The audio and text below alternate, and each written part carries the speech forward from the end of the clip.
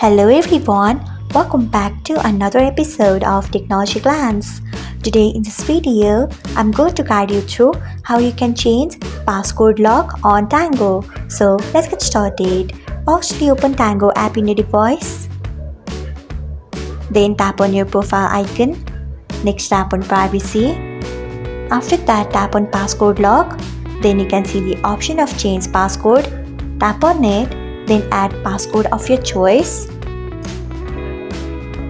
After that, re-enter passcode.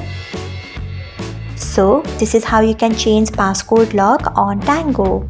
Thanks for watching.